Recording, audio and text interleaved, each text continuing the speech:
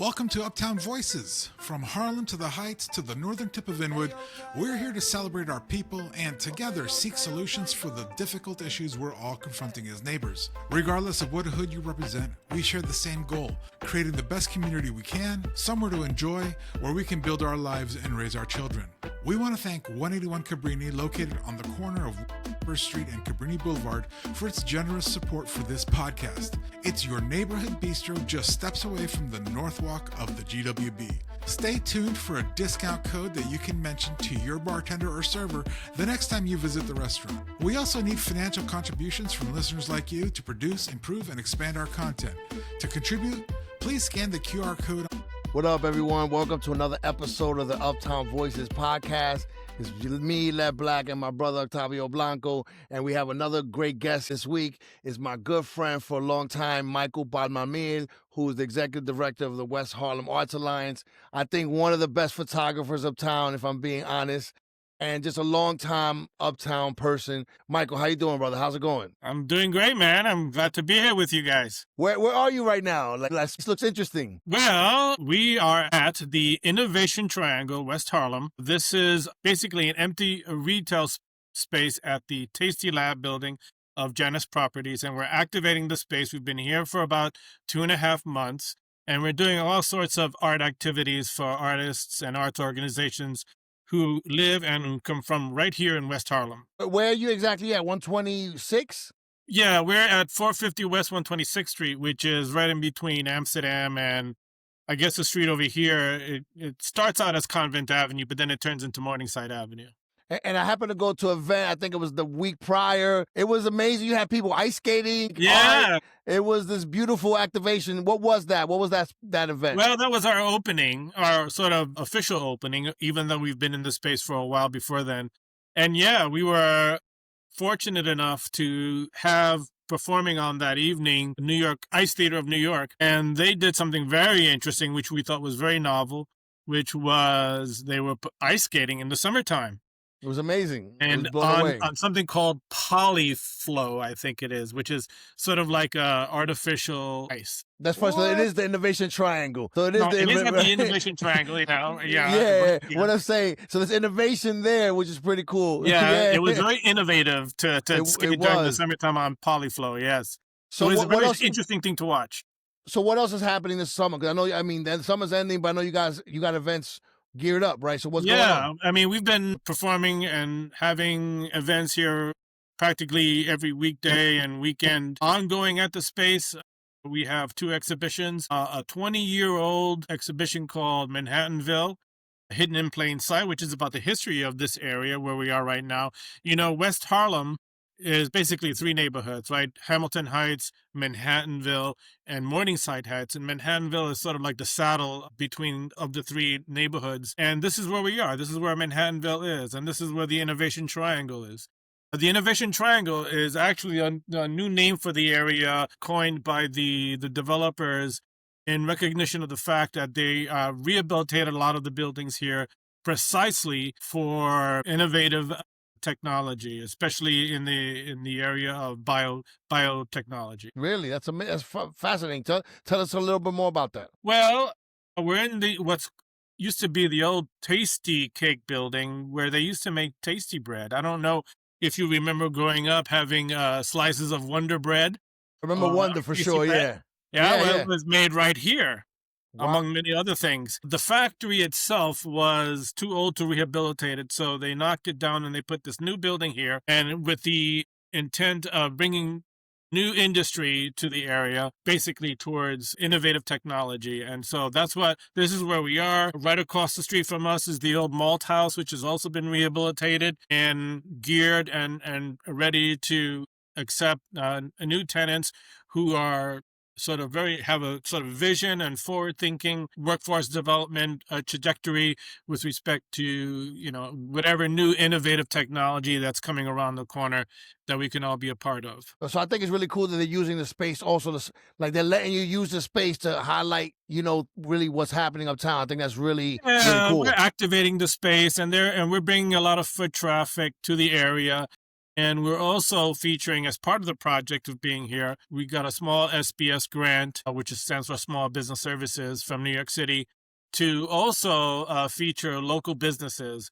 And so we're featuring about 15 to 16 local businesses, mostly restaurants, but also bakeries, other types of businesses that service the area, in order to, as people come to the site, to, after they're here for a while, to maybe go out to one of these places to have dinner or lunch or a cup of coffee. Makes sense. I'm sorry, Octavio. You got one last question. I'm sorry. Yeah, get in there. No worries. No, go ahead, because mine goes somewhere else. So go ahead, Octavio. My bad. Go ahead. No, I was just wanted to know, because I'm always interested in the business angles. What is the sort of, how do you feature the business? A business gets in touch with you, and you'll provide it with some signage or Yep. partnership, and to Absolutely, let folks know that. Okay, great. It is. We provide wayfinding from our site to the local businesses. We have an interactive map on our website, WHAA and if you go to hit on Innovation Triangle, you'll see the moniker Arts, Culture, and Commerce. And if you go to the Commerce section, you'll see an interactive map where people can wayfind their way from Innovation Triangle to all these local area businesses. Also, we feature them in all our material here, and anytime we have an event here, for example, on the opening night, we had Charles Pan Fried Chicken. I don't know, Led, if you had an opportunity to eat some of that. Yeah, it was really famous. good. It was very tasty. And so far, we featured them, Amana's. We had here the new Raising Cane shop that's opening up right here on 111th Street and Broadway, as well as many other organizations, but not only businesses, restaurants and like, but also, and probably as importantly, we have our West Harlem Wall of Fame, which features up to 27 local West Harlem arts organizations, and they're businesses too. You know, they're in here trying to make ends meet and try to provide a service for the residents here in West Harlem. And so we have our West Harlem Wall of Fame, which is ostensibly posters outside along the Innovation Triangle building that we're in, the Tasty Lab building, whereby when you walk by, you get a sense of the place. There's a little description about the organization, and there's a QR code that if you're interested, you can go straight to their website and learn more about these organizations. These are wonderful organizations in West Harlem. For example, like the Children's Arts Carnival, the Children's Museum of Art and Storytelling, Dance Theater of Harlem, Harlem School of the Arts, Harlem Stage, Hispanic Society. I mean, we have 27 organizations unique and particular to West Harlem that we're featuring. And so we like to consider them our alliance members. We are the West Harlem Arts Alliance, and they are sort of our alliance members. And it's part of our mandate to feature local artists, arts organizations, as well as the arts in general in West Harlem. So this is part of what we're doing here at the Innovation Triangle. There's stuff happening outside as well as stuff happening inside. That's awesome. Yeah, that's awesome. That's a perfect segue to what I want to ask. Like, so tell us about the West Harlem Arts Alliance. Like, what is it? What is its reason for being? Sure. How long you've been around? Well, we're a brand spanking new organization. And by that, I mean we're in our third full year of programming. Although we've been around for about 4.5 years, it takes a little while to get all the paperwork ready and set up. But we are a sort of creature of the community benefits agreement that West Harlem has with Columbia University with respect to their development of the Manhattanville, or what they call the Northern Campus. And so as a benefit to the community, there are many things that were done in order to ameliorate the fact that the use of public domain was used by Columbia University to build the Northern Campus. And in that respect, they had to have a sort of community benefits agreement. And we're just one aspect of that community benefit agreements that they agreed to develop in partnership, or I should say through the West Harlem Development Corporation. And led, the West Harlem Development Corporation, we know them as WHDC.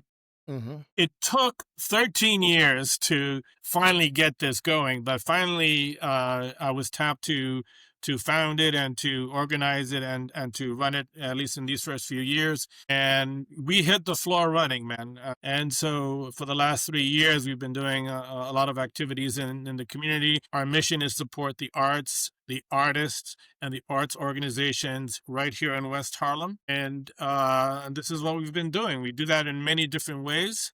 We do it through workshops for artists, technical assistance workshops with artists. You may know a little bit something about that, Led. We do a summer jazz series in recognition of the great legacy that Harlem has in our culture through jazz, as well as activation of retail spaces, just like the Innovation Triangle, the Tasty Lab building. Last year, we were at the old AMP store on the Hamilton Place corridor right next to Montefiore Park, and we activated that space for 2 months. This project is a much deeper project. It's a bigger project. We're not only on the outside of the space, or rather, not only at the window front of the stores, but we're also actually inside the space, and you can see that right behind me. I don't know. It's a if I beautiful can... space. It's a beautiful space. Wow, It's yeah. massive. It's very big. It's pretty big. It's about, I would say, 18,000 square feet of space here that we're activating. It's We massive. have exhibition space. We have spaces for 5 resident artists, and we have a performing arts space, which is right behind me. Now, is this a permanent space or is this like a pop-up space? What's the... Yeah, this is not a permanent space. We couldn't, in our, I guess, wildest dreams, afford a 18,000 square feet, although I wish we could. No, we're just activating the space in order to bring attention to this part of West Harlem. Like I said, last year we were in Hamilton Heights. This year we're in Manhattanville. Hopefully next year we might be in Morningside Heights. But just to bring attention to this area, to bring a little life back into Manhattanville. Right down the block from here is the Northern Campus, Columbia University Northern Campus, as well as Dinosaur Barbecue and Dear Mama Restaurant, and a whole host of places. Right up the block here is Maison Harlem. The place is as the exhibition that we have here indicates, it's sort of hidden in plain sight. And so what we're trying to do is sort of unhide it, so to speak, and bring some foot traffic and make it a happening place. And so far, we've been very successful. Most of our activities here have been booked to the gills. We were operating at capacity here, and we have a lot of fun stuff coming up soon, too. Can I ask you something? You mentioned as the Arts Alliance, as the West Harlem Arts Alliance, that you're part of this alliance of other art groups in Harlem, because Harlem is so rich with art. What is the gap that West Harlem Arts Alliance is filling? Is it a community sort of gap? Is it a gap for individual artists? Is it a gap for representation for these art organizations? Is it all three of those things? Describe a little bit about the interplay between West Harlem Arts Alliance, local artists, and the local arts groups. Sure. I think I would characterize it as, we have our storied cousin here in Central Harlem, and there's a wonderful organization run by Vosa Rivers called the Harlem Arts Alliance. And a while back ago in East Harlem, you had the Association of Hispanic Arts, AHA. In East Harlem, they're no longer around. And Led, as you know, in Northern Manhattan, you have NOMA, the Northern Manhattan Arts Alliance. And so there was this gap, right? This gap between East Harlem, Central Harlem, and Northern Manhattan, which is what? West Harlem. It was an area that wasn't served as much in sort of taking advantage of the resources that were available to Harlem in general. And so the West Harlem Arts Alliance, we're sort of laser focused here in our 3 communities, right? And what are those communities? Hamilton Heights, Manhattanville, where we are right now, and Morningside Heights, which roughly runs between 110th Street to 157th Street from St. Nicholas to Riverside Drive. And so what we try to do is focus our energies right here in support of the artists who live, work, and play here, the arts organization who do, and like I mentioned earlier, we have 27 of them right here in West Harlem, and the arts in general, any sort of arts project. And we also like to promote the legacy of the arts that come from the greater Harlem community, right? So we feature in our sort of music festival. We're in our 3rd annual music festival right now, and our last performance of the year is going to be at Morningside Park on September 13th. 29 weekend performances all summer long. Wow. Highlighting jazz, which is one of the greatest cultural legacies that Harlem has to offer, not only our area, but the whole United States and the world for that really. I want to say, Michael, that I couldn't think of a better person for that role that you're in than you. You know what I mean? Sometimes I guess you're fortunate that your role matches who you are. You're a long-time Uptown person. You've been around forever. Like, tell us about your personal history Uptown. Well, I was born and bred right here in West Harlem, right down the hill from City College. So was my father. My father was born and bred here in West Harlem.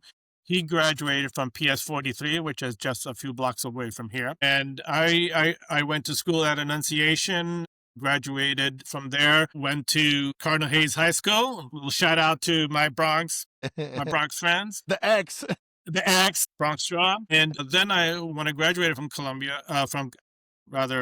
Hayes High School, I went to Columbia University, and I'm twice graduated from there.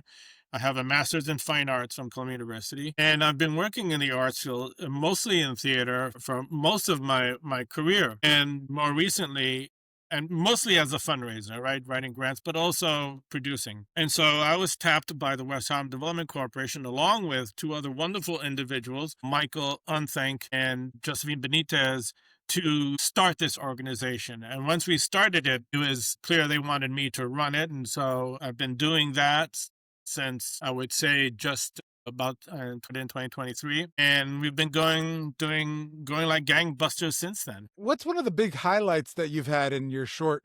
I mean, it's only short, relatively short, but like, you've been doing so much. There's been so much activity. What do you recall from your work that you can highlight for us? Well, aside from the volume of things that we do, the thing that I get the most satisfaction from, and stealing a little bit of the mantra from the West Harlem Development Corporation, is solutions through collaborations. And the part that I like the best about what I'm doing, and what really excites me about work and doing the work, and especially here in West Harlem, is working with all the amazing and great cultural organizations that are right here, and artists that are right here in West Harlem.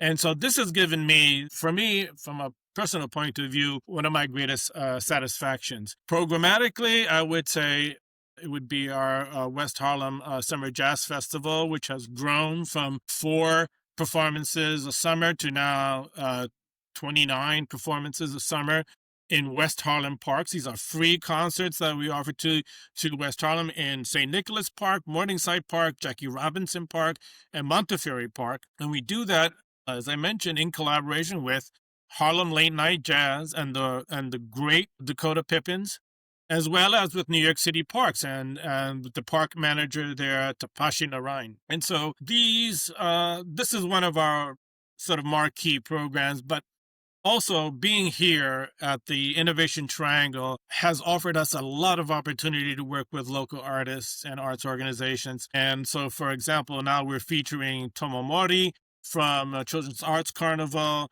Rafaela Luna, Paul Deo, and Jerry West. And it's just fun to work with these artists here and collaborate them and highlight the artistry that exists right here in West Harlem by featuring them here. We also have 2 exhibitions here, ongoing exhibitions, and they were originally curated by local historians, Eric K. Washington. Yeah, Eric is awesome.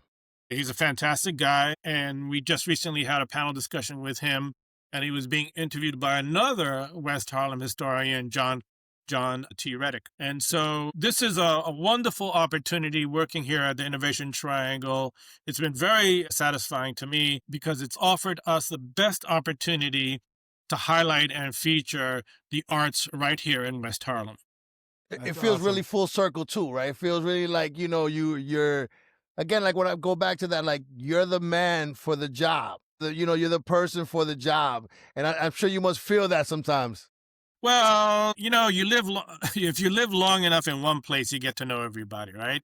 And everybody gets to know you. And so that has helped me tremendously in sort of working here at WHAA. And if you want to say the success that we've had is when we look to work with area organizations, artists, and the arts in general, it really helps to know the people in your own community and that they know you. And you sort of have a certain level of trust and certain level of recognition and respect for each other's work and what we do right here in the community. So to a large degree, yeah, it has come full circle, and hopefully the circle will continue. I Yeah. like that. It's Love to that. me, it's amazing to hear your family history in the area and the fact that you were born and raised, educated, and that now you live there. Do you live in the area, or I actually made that Yeah, assumption? yeah, I live in an HDFC in the area. That means I not only rent, but I'm a homeowner in the area. You know, during the turbulent 70s financial crisis the city went to, we had an opportunity to buy our building from the city, and that's exactly what we did. Many of us realized that if you didn't own where you live, you probably wouldn't be here for very much longer. You could even see down the road the way the whole area was going with respect to gentrification and things like that. And so we bought our building. I have an apartment there. I live in an HDFC. It's a special kind of housing cooperative. And so my stake in the community is not only due to the fact that I grew up here and I was educated here, but I live here and I have roots here and I have a home here. Right. Yeah. So it's very Yeah. different, right? Yeah, no, Yeah. it's a huge topic for our show. We've done now I think three episodes devoted to housing in Upper Manhattan, and we've had organizations who are trying to bring the concepts of land trust, HDFC, things like that into the community. So it's incredible to see incarnate the effect that can have on families and neighborhoods. So Sure. more power to you and to your family Right. for being here and for making that Yeah, yeah. work. It's amazing. When you're a homeowner, you have a greater stake in the community than if you were an absentee landlord, right? And Right. so HDFCs, and I was one of the founders of the HDFC Coalition, which is an organization that helps promote HDFCs throughout the city. And once you're a homeowner in the community, you care for it a lot more, right? It's where you live, it's where you have your home, it's where you raise your family.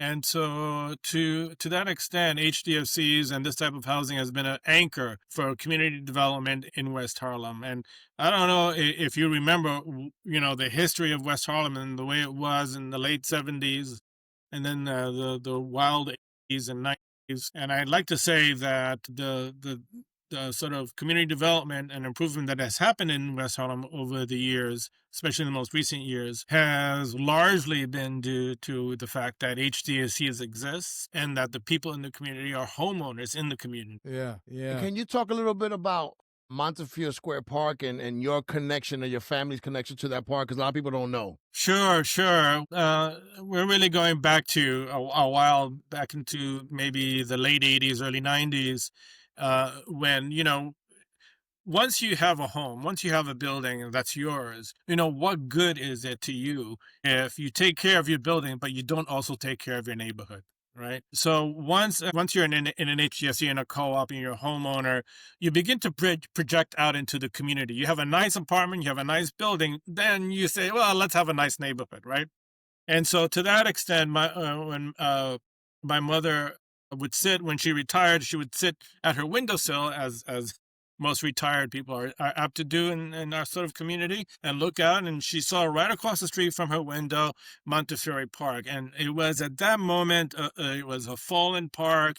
It was filled with drug dealers and drug addicts and all sorts of nefarious activities. And so she wanted to do something about it. So she started the Montefiore Park Neighborhood Association. She sort of activated everybody in the community to clean up the park, to work with local city agencies, to provide help to those who needed help, to work with the NYPD to get rid of the bad actors, and really turn things around at Montefiore Park, so much so that it became a safe enough park to do activities, especially arts activities, especially cultivation activities. And so when my mom passed away, she sort of left the mantle of the responsibility of the park, not only to me, but many other folks in the neighborhood, coincidentally, other shareholders and other HDFCs in the area. And we began to not only take care of the park, not only clean it, but also program in the park. And for us, it was easy decision to say, let's do some art activity here, right here in the park to keep it activated. So much so that we were able to apply for the Plaza program, the DOT Plaza program. And what that did was ostensibly demap a side of Montefiore Park and expanded the park, almost doubling it in size, so that now what we have, instead of having sort of a gated park, we have a sort of open park where we can continue our arts programming, where area folks can see the park as a real amenity for the community, a place to relax, to hang out, to enjoy the day. Especially seniors, sometimes they can't go to nearby parks because, where we are, it's very hilly, right? And it's very hard for them to go to those parks. And so they come right to Montefiore Park. We have lovely benches. And so they hang out there all day and enjoy the cool summer breeze and have a good time. Not only the Montefiore Park Neighborhood Association, but WHAA more recently has started to aggressively do a lot of programming in the park to activate it. Of course, coming out of COVID, there were a lot of challenges in the area. And so some of that activity that, my mom fought or tried to ameliorate back in the early 90s sort of came back during COVID, And so we're trying to address those issues with city agencies now. It's like the myth of Sisyphus, we're rolling that boulder back up the hill and we're getting the people the help they need. And NYPD once again is taking care of the bad actors, and in order to help the ambience of the park and to get people to come to the park, we're doing a lot of art programming there so that people can feel it's a safe place to be. That's awesome. That's inspirational because actually, Led, I don't know if you know this, but just recently the New York Times ran a story about this small park near 180th Street and Cabrini called the Dolphin Park. It's a small pocket. It's right by us. Yeah, right by us. But one thing that I didn't realize until today actually is that there is a grassroots movement. My co-op and some other co-ops in the area are in conversation with Port Authority, which is the owner of that park, to take over the park and be responsible as volunteer organizations to manage that park so there's news to come on that park right here in my co-op right here on 179th Street. We're going to be involved, and some other co-ops on 181st Street, etc., are also going to be involved. What you're saying is so true. We're projecting over into the neighborhood, trying to do something that's good. And like I said, it's so inspiring to see somebody like you, Michael, with a lifetime of advocacy, with a lifetime living and loving your neighborhood, making it better. So more power to you. Yeah. Also, I want to say just the Tomomori. I'm a big fan of Tomomori. She's an excellent artist. She's amazing, she's wonderful, wonderful person and wonderful artist. That's her work right there. I don't know if you can see it. We're sort of far away from it.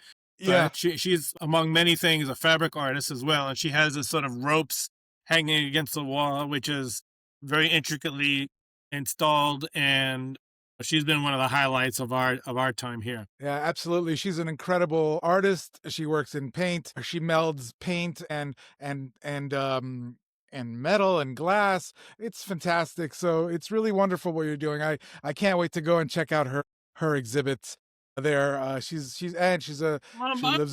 lives there, and her family is up here. So yeah, I'm a big fan. Yeah, and Rafaela Luna is amazing too. She's an amazing artist. She's been featured in many areas, many galleries up here in North Manhattan, in NoMa, and her works sell. Paul Deo is very much celebrated here in Harlem. He's a hood legend. He's a Harlem legend. The guy's a legend. Jay West is a very well-known artist, and he brings his crew here and helps us activate the space as well. And so I think we're doing exactly what we're supposed to be doing here. Oh, and Sage Gallen. I don't want to forget Sage Gallen. Sage Gallen is a wonderful artist, and his work sells, and he is really very, not only one, he's very prolific. And in the time that I've been here, or we've been here, I should say, he's created like 4 new works of art, 2 of which has sold and now in the corporate headquarters somewhere downtown.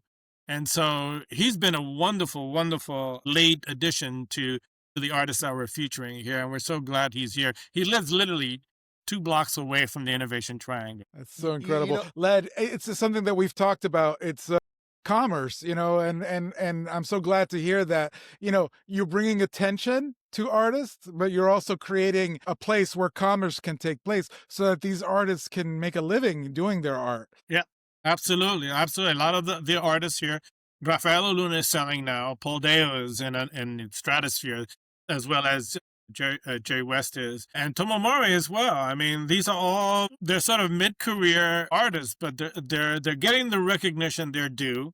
They're West Harlem artists, and they're selling. And I think one of the things we like to do is say, hey, we have arts right here in West Harlem, and we have damn good artists here as well. Led, I think now it's time to take a short pause so that we can pay some of the bills. you want to tell them a little about donations and how they could help the show? Absolutely. We can't do this without contributions from our viewers. You're going to see a QR code which you can scan. You can make a contribution towards Uptown Voices. It's going to be helpful for us to elevate our production. We have dreams and aspirations of doing live shows. We have dreams and aspirations of being on location at our various cultural institutions, and we can't do that without contributions from viewers and listeners like you. And we also can't do that without our sponsors. And this pilot season, we are lucky to have a great sponsor, 181 Cabrini. It's our neighborhood bistro. Both Led and I are just steps away from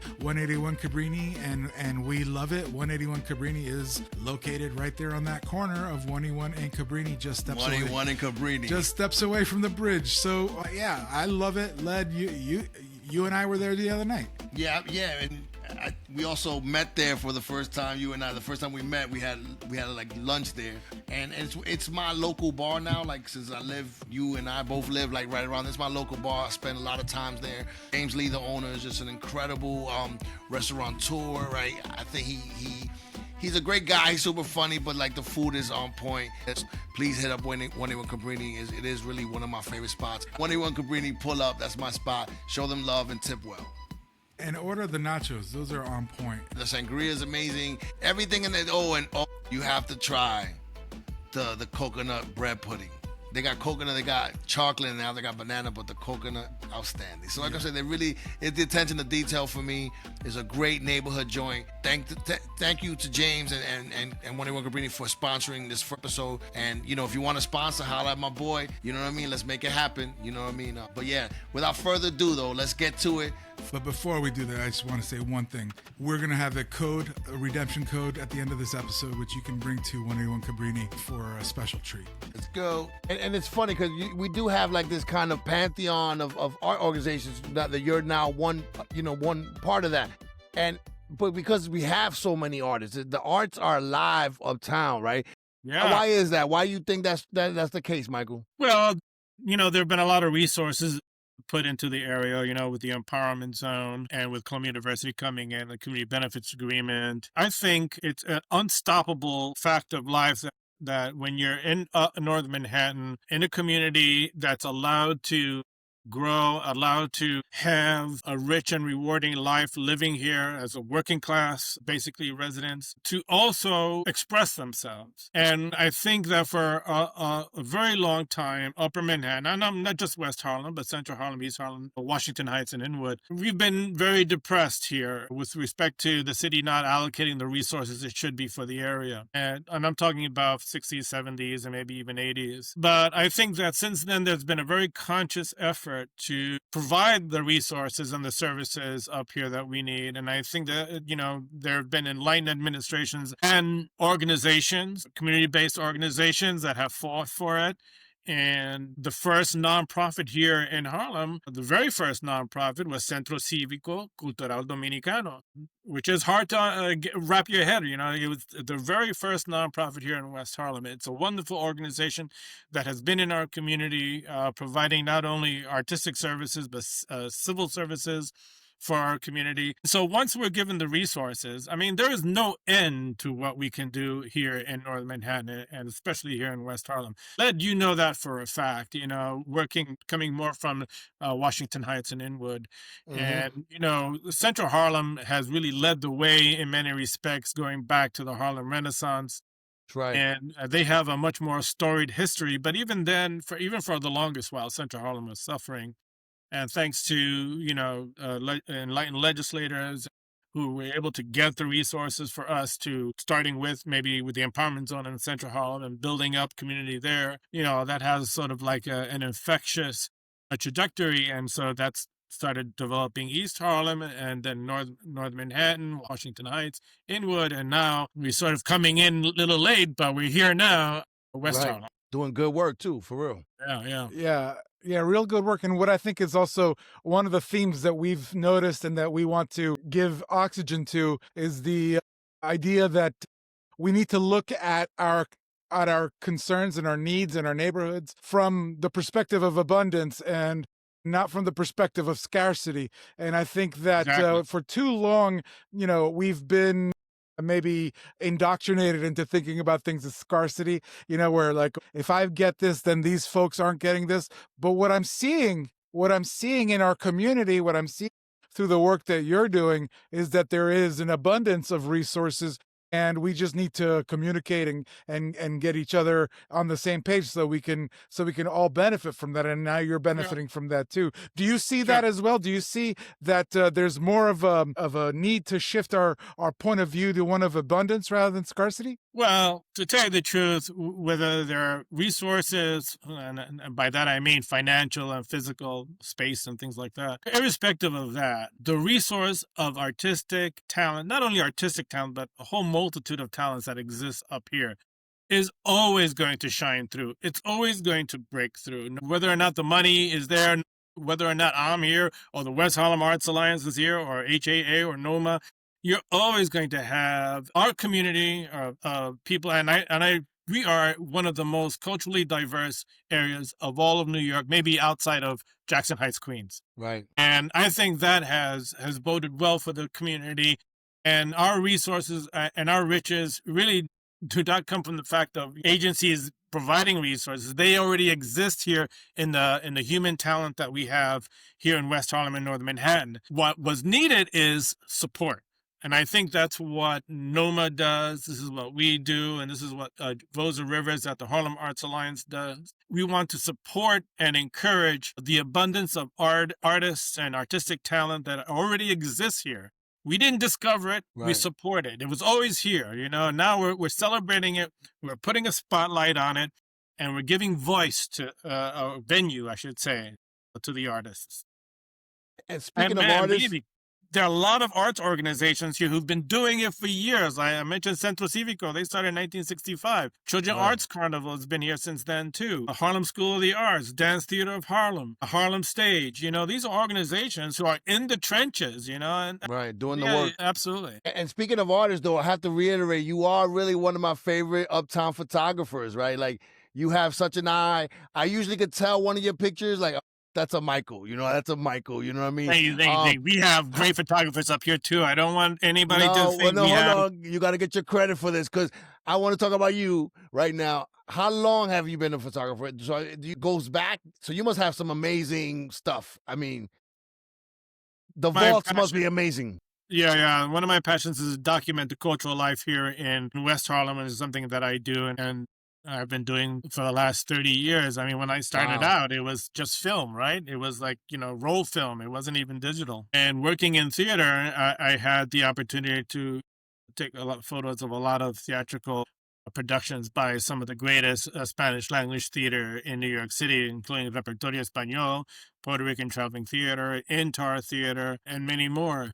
And so I've been blessed in being able to document that part of my artistic trajectory, but also I love taking photographs right here in West Harlem. And there are many other great photographers here. They are. Not the only one. I can rattle off a few if you want, but I think one of the things that I want to do here at the West Harlem Arts Alliance, we haven't done it yet, but I think we want to do it very soon. And I think you and I have a pending conversation about this. We have a pending conversation, yes, sir. Having a featured photo exhibition right here in West Harlem, celebrating those very same West Harlem photographers. Well, I can't wait to see that. Uptown photography, West Harlem specifically. So yeah, for sure. Yeah. I can't wait to see that. Can I, I think that there's incredible work that's being done, but there's also challenges for artists and for individuals in Uptown. I mean, we talked about housing and the price of people are getting priced out. Although, Uptown Manhattan still, to a certain extent, is a place where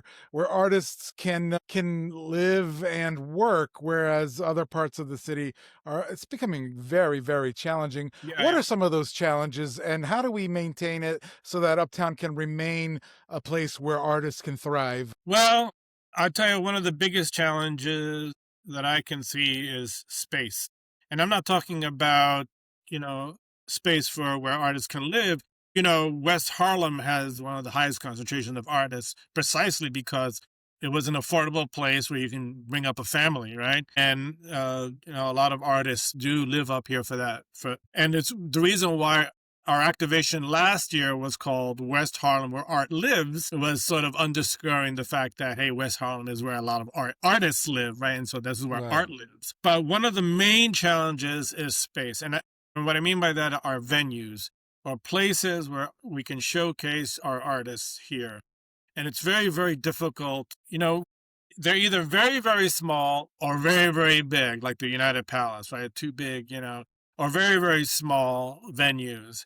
And so there really isn't anything in between where we can really exhibit, a highlight, or have a big enough venue for it to make economic sense to do long runs or presentations or much bigger exhibition. And so I think that one of the promises of the Community Benefits Agreement is that WHAA, through the auspices of the CBA and Columbia University, and to a large degree Community Board 9 and the West Harlem Development Corporation, we will be getting a space about 5,000 square feet. And I'm not saying that that's going to be the solution to the challenge, but it's going to be a start. And I'm hoping that in the future, as development happens, and hoping that our local electeds can always allocate or keep in mind the need for space to create, to rehearse, to perform right here in West Harlem. When my father was growing up in this area, almost in every 10 blocks, there was a dance hall, there was a theater, there was a movie theater, there was a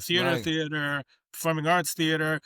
I mean, back in those days, right, you didn't have TV, and so the arts was sort of built into the community. These venues and spaces were built in purposely in the area. But And plus, you really weren't really welcome downtown that much either in a lot of yeah, places. exactly. Well, that all disappeared, after the 60s, 70s, that all disappeared. We don't have one movie theater. We had no art galleries. Very little performing arts space, except the ones in some of these sort of legacy organizations, and we had to find space. We're in a brownstone, we're in an old church, we're in the corner of an unused building on City College, and so that's one of the main challenges I see is the need for space to create, space to rehearse, space to perform. It's Yeah, space to and exhibit as well. Yeah, it makes sense. Yeah. and this is what you say all the time, and I think it's 100% spot on. You nail it every time you mention it, but we've got to shift our view from art being like a nice to have to recognizing the importance of art and that it's a need to have in our communities. It's a necessity. And explain a little bit, Michael, because you just described something from your dad's era, but can you expound a little bit onto why is art so important for a healthy community? Well, I think it's essential. I think it's like water, air, food. It gives you sustenance. Probably as important is what the arts does for a growing family, a growing child, and how the arts expands the mind, how it expands the mind for anybody, really, how it exercises this muscle in between the two ears. And I think in order for anybody, especially a young child growing up, to become a well-rounded individual, it's not just reading, writing, and arithmetic. It's also being able to express yourself, being able, especially if you have a very artistic inclination, to be able to tell your stories, to our stories right here in the communities where we live, and to stand and say presente. We are here. This is us. This is our culture. This is who we are as a people, as a neighborhood, as New Yorkers. And so That's essential. I mean, you can't do that without art, I don't think. That's a great point. And one thing, Octavio, you may not know about Michael, on top of all these things, he's also a hawk uncle. Yeah. He's a hawk uncle. He had Wait, like what a is hawk. that? What is a hawk Explain, uncle? Michael. Well, Explain, Michael. this was during COVID when the streets were very quiet and I had a red-tailed hawk nest on my fire escape. Normally, I don't think they would because the area is so bustling, but because it was COVID, the streets were very quiet. And so they thought they were coming into a nice, quiet neighborhood. And for about 3 years and 3 generations of nesting there. Now, they only nest for a few months. They don't live in the nest. They live in the area, and they're very territorial. And so during COVID, I sort of documented and wrote little stories about what I was observing, and more as a way to keep my friends in the area informed about what's happening instead of them calling me every day and getting on the phone and talking about it. So I did a bunch of it's all on Instagram. You can see it on my Instagram account, but I didn't think it would get the kind of notoriety that it did, not only within my own community but citywide, all across the United States. So much so that I got a little article out of it in the New York Times, which was very generous of them. I guess it must have been a slow news day or news year, but it was a lot of fun doing that, documenting the lives and just getting into the wonderment of nature.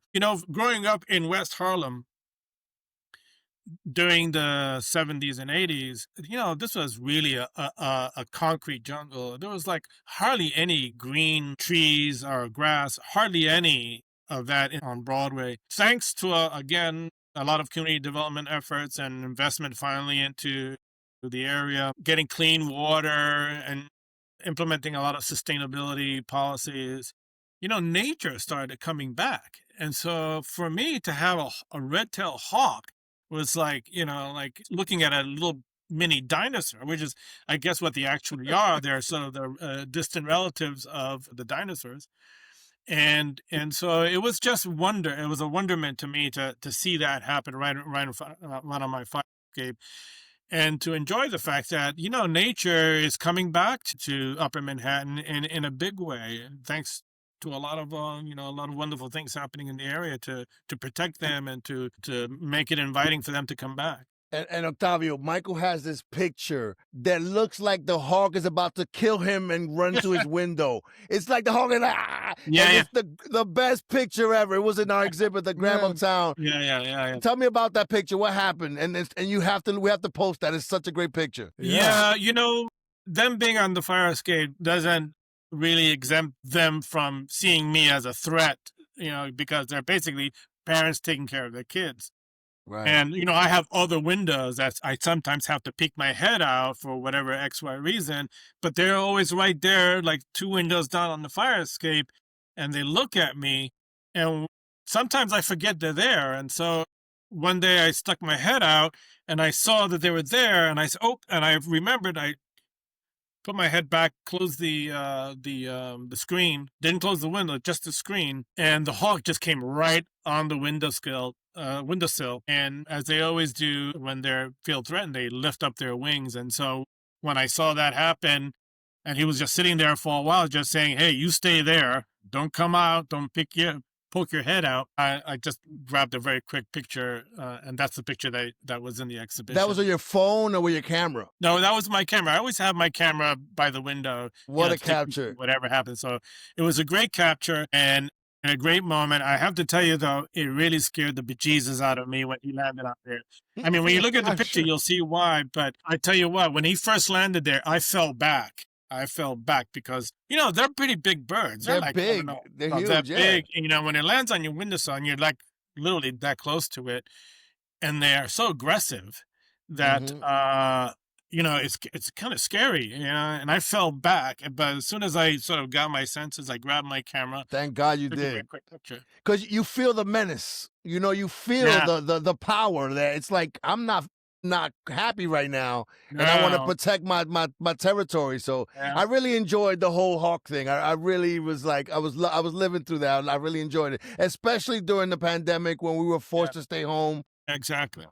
I remember that, and also the banging on the pots at 7 p.m. That was kind of special. Yeah, banging on the yeah. pots was I love that. You know, speaking of the pandemic, it's taken society, not just New York, but I think society in general, it's taken us some time to recover from the pandemic. I think just recently there's been statistics showing that people are now going back into the office at the same rate as pre-pandemic.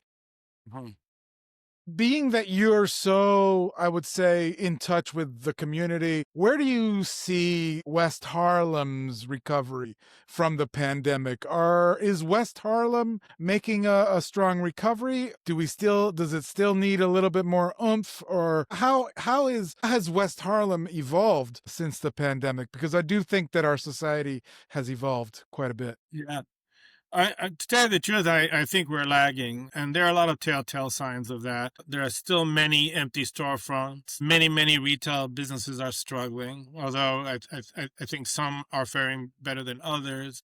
I think it's forced a little bit of a paradigm shift with respect to the kinds of retail outlets we have in the area. What's going away very quickly are the small mom and pop bodegas being replaced by big box stores. Same thing with restaurants. And there are some lingering challenges to the community with respect to people who are affected by mental illness, drug addiction. And unfortunately, what has come back because of that is, drug dealing. And so I see a resurgence in the sale and use of crack cocaine in the area, which I thought we turned the corner on before the pandemic, and we were sort of well on our way to get past that. But it's come back with a vengeance. And unfortunately, Specifically crack, Mike. I thought they were doing mostly heroin in the streets now. it's a combination of both, actually. I think it's heroin and crack. Although more immediately in my neighborhood or, my block or even to a certain degree, Montefiore Park, it's mostly crack cocaine. And it's a terrible thing to see, because I go out in the morning, very early in the morning, like 6 or 7 o'clock in the morning, and people are out there like zombies. They really are. Like, Yeah, it feels like deja vu. pardon me? It feels like deja vu a little bit. Yeah, Like we've been here this, before. this is what I mean, that myth of Sisyphus, where you're sort of, that stone came right back down the hill. Now we're rolling it back up the hill. And what we're trying to do as a community is get the people the help they need, get them out of, that cycle of addiction and that cycle of, taking things from like Walgreens and Dwayne Reed's and selling it out in the street so they can get the habit and sort of stopping that. And then also working with city agencies to do something about the bad actors, the ones who are actually keeping those folks in that vicious cycle. And so, I think those challenges still exist from COVID. I think the city has been trying to do something even more recently about it with the quality of life initiative that the NYPD is starting. Has started since last month or so. And some of the things that we're doing here with the Innovation Triangle and with SBS is trying to get support for our local businesses here in the area. And hopefully what that means is that more stores will open, more stores that fit within an economic model that could lead to their success and that will service the area. But it seems like every time we move forward, we take 2 steps forward, we take 1 step back. And certainly this current administration that we have is not really helping the situation here with respect Not to yet. at the Yeah. federal level. Yeah, I didn't. Yeah, how do you deal with that? Like, how as I thought How we do were you going to know- get through an episode without Yeah. talking about the, but I guess but we can't. the stones are much harder to bring up that hill when you have the tyrant in power. Yeah, it's not really very helpful, actually, and it's very debilitating. And one of the things that we do at WHAA is advocate for enlightened political position on, especially with respect to supporting local organizations of color, for example. And the loss of the NEA has been very devastating for our community. It's been devastating for me in this past year. We're losing NEA funding with one of our cultural sponsors, which made us have to pivot and do something different. And so there are many organizations in our community that was reliant on NEA funding. Mm-hmm. And That's lost. That's gone. Classic I Theater don't Harlem think. lost some money as well. Yeah, and I don't think the current economic policy is really helping our community either, and certainly is a very aggressive stance against people of color, especially in an immigrant community that we're in right now. I don't think that's being very helpful at all. Yeah, I agree. Yeah. I agree. I think Uptown, because we are such an immigrant community, I think we have to get ready for what's coming, I think. Yeah, who knows? Yeah. You know, they say Chicago, is going to receive some sort of intervention, and who knows? We may be next. Who Yeah. I mean, knows? certainly we're in the crosshairs. Hard for me to imagine that happened. My friends and my families and many family members fought in wars against this type of fascist tendencies, and now how is it that it's come home to roost? I really don't understand that, but I think that hopefully things will change and will change for the better. Yeah. Well, Yeah, that's plus absolutely, we've been through we've been through so much already. I think in certain ways where we're ready, we're not no one's fully ready for the onslaught, but I think because you, among other people, have made it happen with very little, I think that we're better prepared than most, I should say. Well, we're very resilient. If there's anything that Harlem is, especially Upper Manhattan, especially the people up here, we're very, very resilient people. And it's going to take a little bit more than a dictator in Washington to curtail what we have to do here in order to help our lives be better or as good as anywhere else in the United States. And so with or without their help, we're going to get by. Yeah, and I want to remind you, Michael, and which you probably don't need reminding, and you, Led, which you also don't need reminding, but also the audience, if you're watching, I do want to remind you guys to the mantra that I think has developed, which is that community is the answer. Community is the answer. And Michael, you are part of that bedrock that is forming, nurturing, and pushing forward the community so that we can be ready and that we can recover when we have challenges, like whether it's fascism or whether it's a global pandemic or whether it's an addiction, scourge of addiction in the streets. The fact of the matter is that if we can unite as a community, then that's what's going to save us. And Led, you've been all about community. That's why I wanted to partner with you in this, because I respect your work in the community so much. And Michael, I think for sure you're making sure that the community can respond to these things. I will say it takes a village, right? It's not just me. It's a whole bunch of really wonderful and amazing people.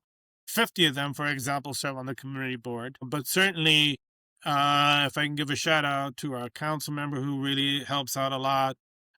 Obviously, the West Harlem Development Corporation as being the facilitator of the funds that are coming through the CBA to, target and help support, community, especially here in West Harlem. And also for developers like Janus Property, who really has the community in mind when they try to bring into the area innovative technology and innovative industry to help community development. So I think, and that's Janus Properties right here, right where we are at the Innovation Triangle.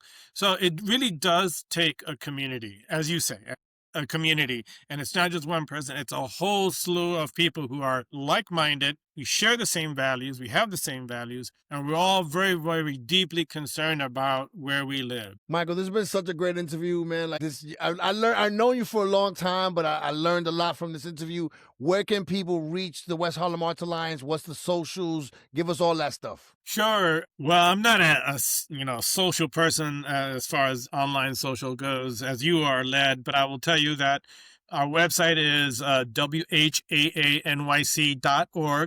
You can go online and see all the wonderful activities that we're doing throughout the year, especially right here at the Innovation Triangle, West Harlem. On Instagram, it's WHAANYC, and Facebook, it's the West Harlem Arts Alliance, Michael Palma, West Harlem Arts Alliance. So, I mean, right now, this is the outlets that we're in. I don't think we even have an X account or a Threads account. That's what I've never seen it. I've looked for it. I don't think I've seen it. No. Maybe, Led, you're gonna help me with that, maybe a little Whatever bit. you need, brother. Whatever you need, man. For sure. Michael, thank you for your time, and this was a great interview. It's Michael, just been a you pleasure didn't talking think to you were brother. going to be able to talk for an hour. It's 58 told you. minutes now. Wow. You're right. It did go you very see? fast. It goes Yeah, by. yeah. It goes by quickly. And thank you so Yeah, much yeah. for participating. And Thank check you. out our podcast. We've spoken to a lot of really great community folks who are doing incredible things, from the arts to politics to housing. Just we really want to point the spotlight on people in the community that are doing great. And obviously, if you know of anybody, an audience, if you know of anybody, please do, hit us up. We're very active on Instagram and on TikTok, actually. So, look us up, and, if you have people that you want to recommend that should be highlighted, please let us know. We'd be happy to take a look. So, Michael, thank you. Thank you so much for being a part of Michael, this. thanks And again, Leg, brother. Thank you guys. You As guys are always. great. Thank you. as always, Leg, Spread you're love. the It's the man. Uptown You're way. the man. All right. Thanks for joining us in this episode of Uptown Voices, brought to you by 181 Cabrini, your neighborhood bistro just steps away from the North Walk of the George Washington Bridge. Use the code Uptown Voices Season 1 for your discount. And to stay up to date on the latest in Uptown, you can follow Uptown Collective on Instagram, Facebook, and X. If you're watching Uptown Voices on YouTube, don't forget to smash the subscribe button and to give us a like. And don't forget, we also need financial contributions from listeners like you to produce, improve, and expand our content. To contribute, please scan the QR code on the screen. Until next time, this has been Uptown Voices.